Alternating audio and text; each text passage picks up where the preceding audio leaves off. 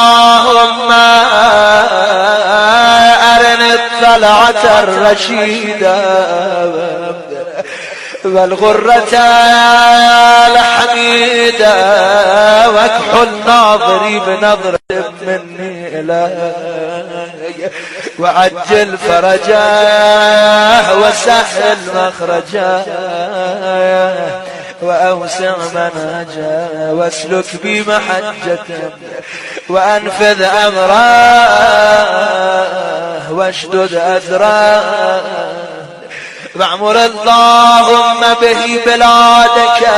وأحي به عبادك فإنك قلت وقولك الحق ظهر الفساد في البر والبحر بما كسبت أيدي الناس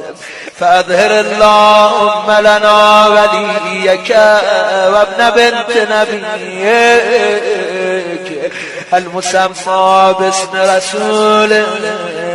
حتى لا يظفر بشيء من الباطل إلا مزقا ويحق الحق ويحققه واجعله اللهم مفزعا لمظلوم عبادك